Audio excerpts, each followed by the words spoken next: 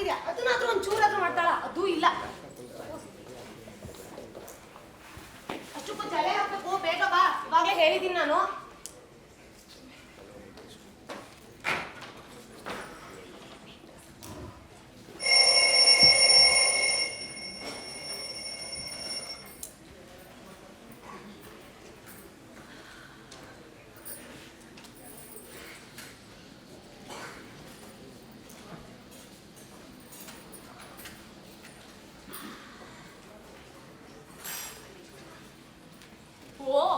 ಮಗನಿಗೆ ಕಾಲ್ ಮಾಡಕ್ಕೆ ಟೈಮ್ ಆಗಿದೆ. ದೀಪಾ, ಏನಮ್ಮ ನಿಂದು? ಬಾರಮ್ಮ, ನಮ್ಮ ಮಗನಿಗೆ ಕಾಲ್ ಮಾಡಕ್ಕೆ ಟೈಮ್ ಆಗಿದೆ. 9:15 ಊಟ ಮಾಡಿರ್ತಾನೋ ಇಲ್ವೋ, ನನ್ನ ಕಾಲ್ಗೆ ಕಾಯ್ತಿರ್ತಾನೆ. ಬಂದೆ. ಅಮ್ಮ, ಟವಲ್ ಕೊಡು. ಏನ್ ಹುಡುಗಿ ನೀನು? ಒಂದ್ ಟವಲ್ ಕೂಡ ತಗೊಳಕ್ಕಾಗಲ್ವಾ? ತಗೋ. ಬೇಗ ಬಾರಮ್ಮ. ಒಂದ್ ನಿಮಿಷ ಇರಿಯಮ್ಮ. ಎಷ್ಟತಿ ಅಂತ ಹೇಳೋದು? ಅವಳ ಸ್ಕೂಲ್ ಇಟ್ಟು ಕಳ್ಸೋ ಟೆನ್ಷನ್ ನಾನಿದ್ರೆ ನೀವು ಬೇರೆ ಮಗ ಮಗ ಅನ್ಕೊಂಡು ದಿನಾ ಬೆಳಗ್ಗೆ ನನ್ನ ತಲೆ ತಿಂತೀರಾ. ನನ್ ಕಷ್ಟ ನಿನ್ಗೆ ಎಲ್ಲಿ ಅರ್ಥ ಆಗುತ್ತೆ? ಅವನು ಕೆಲ್ಸ ಅಂತ ಬ್ಯುಸಿ ಆಗ್ಬಿಟ್ಟಿರ್ತಾನೆ. ಊಟ ಮಾಡಿದ್ನ ಇಲ್ವಾ, ನಿದ್ದೆ ಮಾಡಿದ್ನ ಇಲ್ವಾ, ಏನು ನೋಡ್ಕೊಳ್ಳೋದೇ ಇಲ್ಲ. ಎಲ್ಲ ಜ್ಞಾಪಿಸ್ಬೇಕು ಅವನ್ಗೆ. ಇವಾಗ ಒಂದ್ ನಿಮಿಷ ಬಂದು ಫೋನ್ ಮಾಡ್ಕೊಟ್ಟು ಹೋಗ್ಬಿಡು. ನನಗಿವಾಗ ಆಗಲ್ಲ ಅಮ್ಮ. ಅವಳಿಗಿನ್ನು ಇವಾಗ ಜಡೆ ಹಾಕ್ಸ್ಕೊತಾ ಇದ್ದಾಳೆ. ಅವಳ ಸ್ಕೂಲಿಗೆ ರೆಡಿ ಮಾಡಿ ಕಳಿಸ್ಬೇಕು. ನನಗೆ ಈ ಸದ್ಯಕ್ಕಂತೂ ಆಗಲ್ಲ. ಅಲ್ಲ ಅಮ್ಮ, ದಿನಾ ಇಷ್ಟೊತ್ತಿಗೆ ಮಗನಿಗೆ ಫೋನ್ ಮಾಡ್ಕೊಡು, ಮಗನಿಗೆ ಫೋನ್ ಮಾಡ್ಕೊಡು ಅಂತೀರ. ಅಲ್ಲ, ಅವ್ನು ಯುವಸಿಗೆ ಹೋಗಿ 2 ವರ್ಷ ಆಗಿಲ್ವಾ ಆಲ್ರೆಡಿ? ಅವ್ನ ಜವಾಬ್ದಾರಿ ಅವ್ನು ಗೊತ್ತು, ಅವ್ನ ಕೆಲಸ ಅವ್ನು ಮಾಡ್ಕೋತಾನೆ. ನೀವು ನೋಡಿದ್ರೆ ಮಗ ಮಗ ಅಂತ ಯಾವಾಗ ನೋಡಿದ್ರು ಅವ್ನ ಜಪನೇ ಮಾಡ್ತಿರ್ತಾರೆ. ಏನು ಹೋಳಿ ಕೂಗಿದ್ರೇನೆ ಬೆಳಗಾಗೋಗೆ. ನಿಮ್ದು ಬೇರೆ. ಬೇಗ ಸಾಕ್ಸ್ ಹಾಕೊಳ್ಳಿ.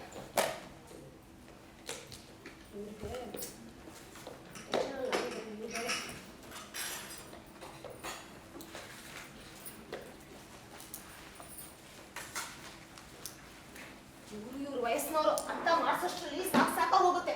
ಹೇಳಕ್ ಮಾತ್ರ ದೊಡ್ಡವರು, ಏನು ಅರ್ಥ ಮಾಡ್ಕೊಳ್ಳೋದೇ ಇಲ್ಲ. ಡಬ್ಬಿ ಕೊಟ್ಟೆಮ್ಮ.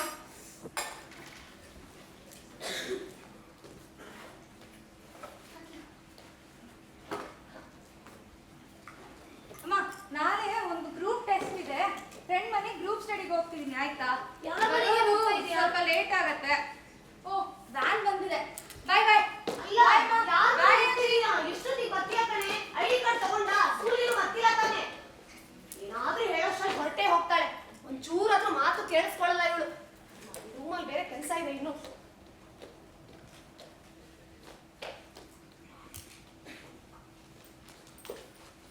ದೀಪಾ, ಏನಮ್ಮ? ಫೋನ್ ಮಾಡ್ಕೊಂಡ ಬೇರೆ ನಿಮ್ದು.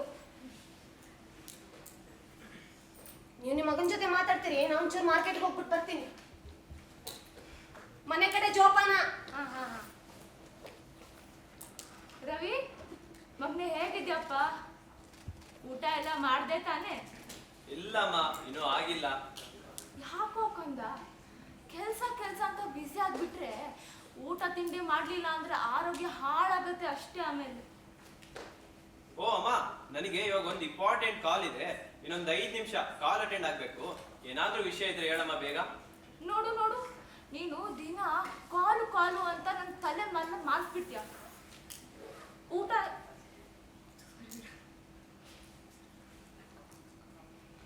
ಆಯ್ತು ಬಿಡಮ್ಮ, ತಿಂದ್ರಾಯ್ತು. ಕಾಲ್ ಆದ್ಮೇಲೆ ಇನ್ನೇನ್ ಕೆಲ್ಸ? ಹೋಗ್ಲಿ, ಏನ್ ಮಾಡ್ತಿದ್ರಿ? ನಿನ್ನೆ ರಾತ್ರಿ ಆದ್ರೂ ಸರಿಯಾಗಿ ನಿದ್ದೆ ಮಾಡ್ದ? ಯಾವಾಗ್ಲೂ ನಿದ್ದೆ ಬರ್ತಿಲ್ಲ ಅಂತಿದ್ರಲ್ಲ. ಅಯ್ಯೋ, ಕಣ್ಣಿಗೆ ನಿದ್ದೆ ಹತ್ತಲ್ಲ, ಕೈಕಾಲು ನೋವು ಹೋಗೋದೇ ಇಲ್ಲ. ಇದೇ ಆಗೋಗಿದ್ದೆ ನನ್ನ ಬಾಳು. ನನ್ ಬಿಡು, ಇದ್ದಿದ್ದೆ. ನಿನ್ನ ಕಣ್ಮುಂದೆ ನೋಡಿ 1 ವರ್ಷ ಆಗ್ತಾ ಬಂತು ಕಣೋ. ಯಾಕೋ ನೀನ್ ತುಂಬಾ ನೋಡ್ಬೇಕು ಅನಿಸ್ತಿದೆ. ಹೂನಮ್ಮ, ನನಗೂ ಅಷ್ಟೇ. ನಿಮ್ಮನ್ನೆಲ್ಲ ನೋಡ್ಬೇಕು ಅನ್ಸತ್ತೆ. ಅದ್ರಲ್ಲೂ ನಿಮ್ ಕೈ ರುಚಿನ ನಾನು ತುಂಬಾ ಮಿಸ್ ಮಾಡ್ಕೊಂತಿದ್ದೀನಮ್ಮ. ಮತ್ತೆ ಬಂದ್ಬಿಡಪ್ಪ, ಯಾಕೆ ತಡ? ಇಲ್ಲಮ್ಮ, ಆಗಲ್ಲ. ನಿಮ್ಗೆ ನನ್ ಕೆಲ್ಸದ ತಡ ಅರ್ಥ ಆಗಲ್ಲ. ಹೋಗ್ಲಿ, ನಿಮ್ಮನ್ನೇ ಇಲ್ಲಿ ಕರ್ಸ್ಕೊಳೋಣ ಅಂದ್ರೆ ನಿಮ್ ವೀಸಾ ಬೇರೆ ರೆಡಿ ಆಗ್ಬೇಕು. ಖರ್ಚು ಕೂಡ ಇನ್ನೊಂದಿಷ್ಟು. ಈಗ ತಾನೇ ದುಡ್ಡು ಕೈಗೆ ಬರಕ್ ಸ್ಟಾರ್ಟ್ ಆಗಿದೆ. ನೀನ್ ಕರ್ಸ್ಕೊಂಡ್ರು ನಮ್ಗಲ್ಲ ಅಲ್ಲಿ ಬಂದಿರಕ್ ಆಗಲ್ಲ ಬಿಡು. ಬರೋದು ಬೇರೆ ಮಾತು. ಒಂದು ಕಾರ್ ಹತ್ತಕ್ಕೆ ಕಾಲೆಲ್ಲ ಪದ ಆಡ್ತವೆ, ಇನ್ನು ವಿಮಾನ ಹತ್ತಕ್ಕಾಗ ಸರಿ ಅಮ್ಮ, ನನಗೆ ಕಾಲ್ ಸ್ಟಾರ್ಟ್ ಆಯ್ತು, ನಾಳೆ ಮಾತಾಡೋಣ. ಜೋಪಾನ, ಕಾಲ್ ಕಟ್ ಮಾಡ್ತೀನಿ.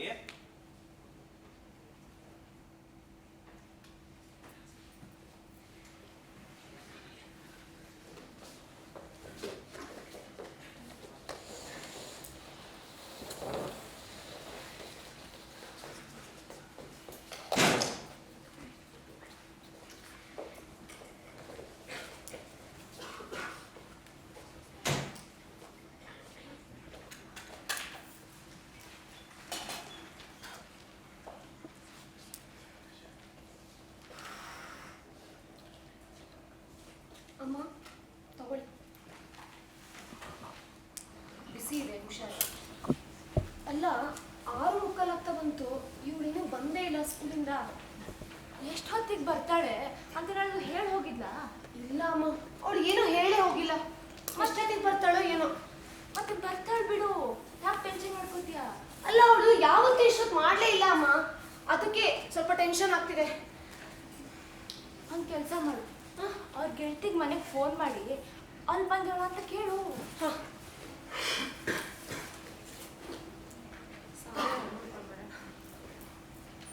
ಹಲೋ ಸುನೀತಾ ಅವರೇ, ನಿಮ್ಮ ಮಗಳು ಸಾನ್ವಿ ಜೊತೆಗೆ ನಿಮ್ಮ ಮನೇಲಿ ಇದ್ದಾಳಲ್ವಾ? ಇಲ್ಲ ರೀ, ನಮ್ಮ ಮಗಳು ಸ್ಕೂಲ್ ಮುಗಿದ ಕೂಡ್ಲೇನೆ ಮನೆಗೆ ಬಂದ್ಬಿಟ್ರು. ಯಾಕೆ ನಿಮ್ಮ ಮಗಳು ಇನ್ನೂ ಬಂದಿಲ್ವಾ? ಇಲ್ಲ ಕಣ್ರಿ. ಗಾಬರಿ ಮಾಡ್ಕೋಬೇಡ್ರಿ, ಅವಳು ಮನೆಗೆ ಬರ್ತಾಳೆ. ನೀವು ಒಂದು ಕೆಲಸ ಮಾಡಿ, ಅವಳು ಟ್ಯೂಷನ್ ಫ್ರೆಂಡ್ಸ್ ಯಾರಿಗಾದ್ರೂ ಕಾಲ್ ಮಾಡಿ ವಿಚಾರಿಸಿ. ಹಾಂ ಆಯ್ತು ಕಣ್ರಿ, ಕೇಳ್ತೀನಿ. ಟ್ಯೂಷನ್ ಫ್ರೆಂಡ್ಸ್ ನಂಬರ್ ಕೂಡ ನನ್ನ ಹತ್ರ ಇಲ್ಲ. ಇತ್ತೀಚೆಗಷ್ಟೇ ಅವಳು ಹೊಸ ಟ್ಯೂಷನಿಗೆ ಹಾಕಿದ್ದು, ನಂಬರ್ ಕೂಡ ನಾನು ಸರಿಯಾಗಿಸ್ಕೊಳ್ಳಿಲ್ಲ. ಈಗ ಏನು ಮಾಡೋದು ಅಮ್ಮ, ಏನು ಮಾಡೋದಮ್ಮ? ಇವಳಿನ್ನೂ ಬರ್ತಾನೆ ಇಲ್ಲ. ಅಲ್ಲ, ಇವಳಿಗೆ ಏನಾದರೂ ಆಪತ್ತಾಗಿರ್ಬೋದಾ? ಏನಾದರೂ ಕೆಡ್ದಾಗ ನಡೆದಿರ್ಬೋದಾ? ಚೇಚೆ, ಹಾಗೇನೂ ಆಗಿರಲ್ಲ.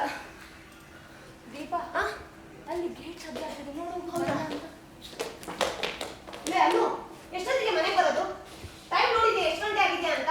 ಒಂಚೂರಾದ್ರೆ ಹೇಳ್ಬಿಟ್ಟು ಹೋಗೋಕ್ಕಾಗಲ್ಲ ನೀನು ಎಷ್ಟೊತ್ತಿಗೆ ಬರ್ತೀನಿ ಅಂತ? ಮನೆಗಿಂತ ಹೊರಗಡೆ ಹೋಗೋದ್ ಮುಂಚೆ ಏನಾದ್ರೂ ಕೇಳಿದ್ರೆ ಸುಮ್ಮನೆ ಹೋಗ್ಬಿಡ್ತೀಯಾ? ಇವಾಗ ಮಾಡಿದ್ರೆ ಇಷ್ಟು ಲೇಟಾಗಿ ಬರ್ತಿದ್ಯಾ? ಯಾವ ಫ್ರೆಂಡ್ ಮನೆಗೆ ಹೋಗಿದ್ದೆ ನೀನು? ಓ ಮೈ ಗಾಡ್, ನನ್ನ ಮನೆಗೆ 1 ನಿಮಿಷ ಆಗಿಲ್ಲ, ಆಗ್ಲೇ ಪಿಡಿಲ್ ಬೇರೆ ಸ್ಟಾರ್ಟ್ ಮಾಡ್ಕೊಂಡ್ಯಾ ನೀನು? ನೋಡು, ಪಿಟೀಲ್ ಅಂತ ಬೇರೆ, ನನಗೆ ಬೇರೆ ಇವಳು. ಹೇಳಿ, ಎಲ್ಲಿಗೆ ಹೋಗಿದ್ದೆ ನೀನು? ದಿನೇನ ಆಗ್ಲಿಂದ ಬೈತಾನೆ ಇದೆಯಾ? ಅಲ್ಲ, ಸಾನ್ವಿ ಅವರಮ್ಮನ್ ಕಾಲ್ ಮಾಡೋ ಅವಶ್ಯಕತೆ ಏನಿತ್ತು? ಅಷ್ಟು ನಂಬಿಕೆ ಇಲ್ವಲ್ಲ ನನ್ನ ಮೇಲೆ? ಮಗಳ ಮೇಲೆ ಡೌಟಾ? ಡೌಟ್ ಅಂತ ಅಲ್ಲ ಕಣೆ, ಮಕ್ಕಳು ಟೈಮ್ ಮನೆಗೆ ಬರ್ಲಿಲ್ಲ ಅಂದ್ರೆ ಅಪ್ಪ ಅಮ್ಮಂಗೆ ಎಷ್ಟು ಟೆನ್ಷನ್ ಆಗುತ್ತೆ ಅನ್ನೋದು ನಿಮ್ಗೆ ಏನ್ ಗೊತ್ತಾಗುತ್ತೆ ಹೇಳು? ಆಯ್ತು, ಇದೆಲ್ಲ ಇರ್ಲಿ, ಯಾರ್ ಮನೆಗೆ ಹೋಗಿದ್ದೆ ಅಂತ ಹೇಳು. ನೀನ್ ಮೊದ್ಲು ಮನೆ ಕಣಮ್ಮ, ಅದೇ ಟ್ಯೂಷನ್ ಪಕ್ಕದಲ್ಲೇ ಅವ್ರ ಮನೆ, ಅಲ್ಲೇ ಇದ್ದೆ. ಈಗಾದ್ರೂ ಡೌಟ್ ಕ್ಲಿಯರ್ ಆಯ್ತಾ ನಿಂದು? ಹಾಗಲ್ಲ ಕಣೆ, ಮಕ್ಕಳು ಟೈಮಿಗೆ ಮನೆಗೆ ಬರಬೇಕು. ಎಲ್ಲಾದ್ರೂ ಹೋಗೋಕ್ಕಿಂತ ಮುಂಚೆ ದೊಡ್ಡವ್ರಿಗೆ ಎಲ್ಲಿ ಹೋಗ್ತಾ ಇದೀವಿ ಅಂತ ತಿಳಿಸ್ಬಿಟ್ಟು ಹೋಗ್ಬೇಕು. ಆಯ್ತು, ಫಸ್ಟ್ ನಿನ್ ಟ್ಯೂಷನ್ ಫ್ರೆಂಡ್ ನಂಬರ್ ಕೊಡು ನನಗೆ. ಓ ಮೈ ಗಾಡ್, ಸ್ವಲ್ಪ ಫ್ರೀಡಮ್ ಅನ್ನೋದೇ ಇಲ್ಲ ಈ ಮನೆಯಲ್ಲಿ. ಟ್ರಸ್ಟ್ ಅಂತೂ ಬಿಡು, ಮೊದಲೇ ಇಲ್ಲ. I was responsible, okay? ಯಾವ್ದು ಸರಿ ಯಾವ್ದು ತಪ್ಪು ಅಂತ ನನಗೂ ಗೊತ್ತಾಗತ್ತೆ. ಅಲ್ಲ, ಎಷ್ಟು ಸರಿ ಹೇಳಿದ್ರು ಅರ್ಥನೇ ಆಗಲ್ಲ ನಿಂಗೆ. ನಿಮ್ ವಯಸ್ಸಿನವರೆಲ್ಲ ಹೀಗೇನಾ ಅಂತ. ಹೋ,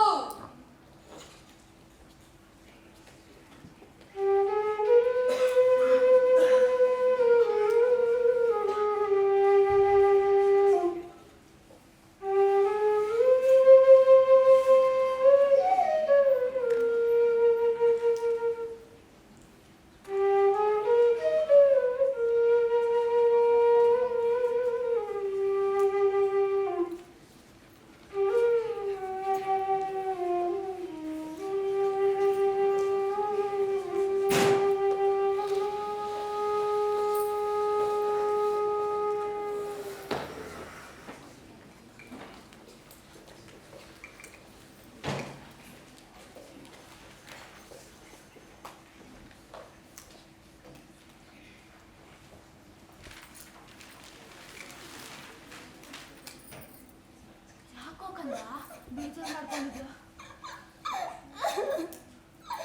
ಮಗಳು ಆ ರೀತಿ ಮಾತಾಡಿದ್ಲು ಅಂತ ದೊಡ್ಡವಳಾಗ್ಬಿಟ್ಟಿದ್ದಾಳಮ್ಮ ನಿಮ್ಮ ಮೊಮ್ಮಗಳು. ನನ್ನ ಎದುರುಗಡೆ ನಿಂತ್ಕೊಂಡು ಮಾತಾಡುವಷ್ಟು ಧೈರ್ಯ ಬಂದ್ಬಿಟ್ಟಿದೆ ಅವಳಿಗೆ. ನೋಡ್ದ ಎಂತ ದೊಡ್ಡ ದೊಡ್ಡ ಮಾತಾಡ್ತಾಳ ಅವಳು ನನಗೆ. ನಾನು ನೋಡ್ದೆ, ದಿನೇ ದಿನೇ ಎಲ್ಲೇ ಮೀರಿ ಮಾತಾಡೋದನ್ನ ಹೆಚ್ಚಿಸ್ತಾನೆ ಇದ್ದಾಳೆ. ಅಲ್ಲಮ್ಮ, ಒಬ್ಳು ತಾಯಿಯಾಗಿ ಮಕ್ಕಳು ಯಾವಾಗಲೂ ಸೇಫಾಗಿ ಇರಬೇಕು, ಸೇಫಾಗಿ ಮನೆಗೆ ಬರಬೇಕು ಅಂತ ಇಷ್ಟಪಡೋದು ತಪ್ಪ ಅಮ್ಮ? ಅವಳು ಚಿಕ್ಕ ವಯಸ್ಸಿಂದ ಅವಳು ಹಾವ ಭಾವ ಇಷ್ಟ ಕಷ್ಟ ನೋವು ನಲಿವು ಎಲ್ಲದನ್ನು ನಾನು ನೋಡಿ ಬೆಳೆಸಿಲ್ವಾ ಅಮ್ಮ? ಇವತ್ತು ಮಾತ್ರ ಯಾಕೆ ಲೇಟಾಗಿ ಬಂದೆ ಅಂತ ಒಂದು ಪ್ರಶ್ನೆ ಕೇಳೋದಕ್ಕೆ ಅವಳಿಗೆ ನಾನು ಫ್ರೀಡಮೇ ಕೊಟ್ಟಿಲ್ವಂತೆ. ಅವಳ ಮೇಲೆ ನಾನು ಡೌಟ್ ಪಡ್ತಾ ಇದ್ದೀನಂತೆ. ಎಂತ ದೊಡ್ಡ ದೊಡ್ಡ ಮಾತು ಮಾತಾಡ್ತಾಳಮ್ಮ ಅವಳು. ಅದು ಅವಳ ತಪ್ಪಲ್ಲ ಕಣೆ. ಅವಳು ವಯಸ್ಸು ಅವಳ ಕೈಯಲ್ಲಿ ಹಂಗೆ ಮಾತಾಡ್ಸತ್ತೆ ಅಷ್ಟೇ.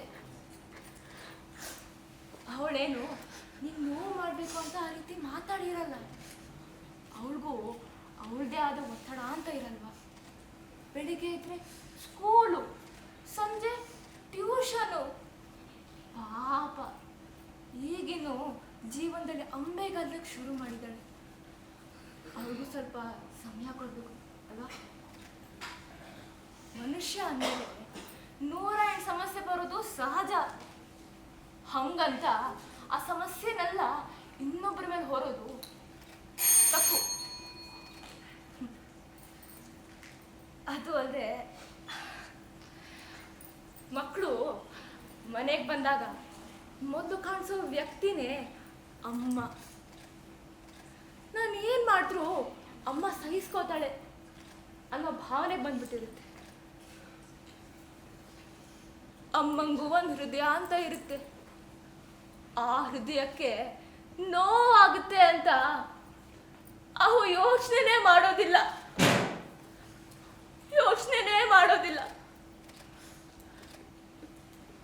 ಆದ್ರೆ ತಾಯಿ ಆದವಳು ಅವನ್ನ ತಿದ್ದೋದು ಅವ್ರ ಜವಾಬ್ದಾರಿಯಾಗಿರುತ್ತೆ. ನೋವಾಗ್ತಿರೋ ರೀತಿಯಲ್ಲಿ ನಿಧಾನವಾಗಿ ಸಂಯಮದಿಂದ ಹೇಗೆ ಉತ್ತರ ಹೇಳ್ಕೊಡ್ಬೇಕಂತ ಹೇಳ್ಕೊಡೋದು ಅವಳ ಜವಾಬ್ದಾರಿಯಾಗಿರುತ್ತೆ. ನನ್ನ ಮಕ್ಕಳಿಗೆ ಹೇಳ್ಕೊಡೋಷ್ಟರಲ್ಲಂತೂ ಅವು ಬೆಳೆದು ಹೆಮ್ಮರವಾಗಿ ನಿಂತಿವೆ. ಆದ್ರೆ ಅನ್ನು ಇನ್ನು ಚಿಗುರು, ಇವಾಗ ಸುಲಭವಾಗಿ ಬಗ್ಗಿಸ್ಬೋದು. ನೀನೊಮ್ಮೆ ಯೋಚನೆ ಮಾಡಿ ನೋಡಿ.